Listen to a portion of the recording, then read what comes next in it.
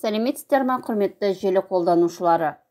Тұңғыш елбасының ұлы даланың Жетіқара қаласының ұлттық тарихындағы кеңістік пен уақыт бөлімінде Қазақстан алма мен қызғалдақтың отаны екені айтылады.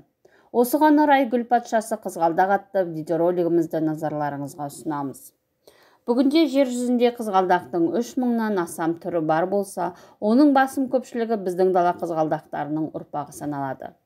Көктем шыға көздің жауын алып, қырларға сән беретін қызғалдақтар көзге де, көңілге де ыстық көңіл көрінеді. Қара дала кілемі секілді гүлдер ізетпен амандасып тұрғандай әсер қалдырады. Түрлі өнер туындыларына арқау болған гүлдің тарихына көз жүгіртсек, кезде оның бірнеше түрі бар екенін білеміз.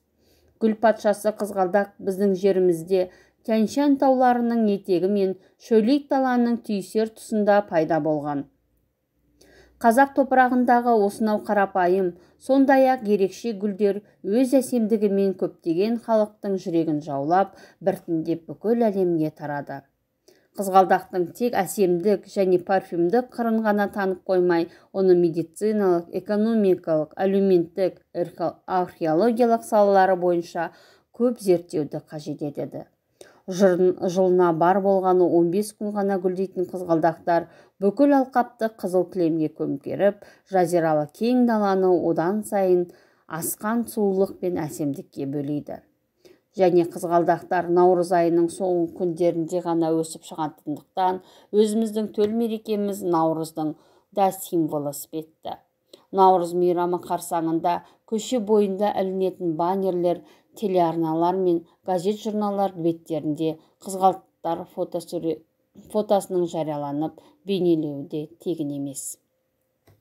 Қазақ жерінде жүргізілген археологиялық қазба жұмыстары кезінде Теңдік қорғанынан біздің заманымызға дейін 3-2 ғасырдағы қазақ патшалары мен көсемдерінің киімдерінен қызғалдақ тәрізді оюмен әшекейленген жалпақ алтын тіліктер табылды. Орта Азия аймағынан табылған 10-13 ғасырлық қыш құмыраларда қызғалдақтар суреттері салынған болып шықты. Орта ғасырларда мемориалдық архитектура мен пластикалық өнер түрінде де өсімдік тектес оюлардың пайдаланылғаны мәлім.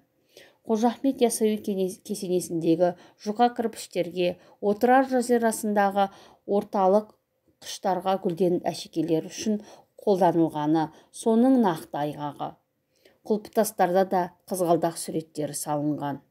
Қазақ қолөнерінде де қызғалдақтың бейнесі көп бұйымдарда бедерленген. Олар ер-тұрман жабдықтар,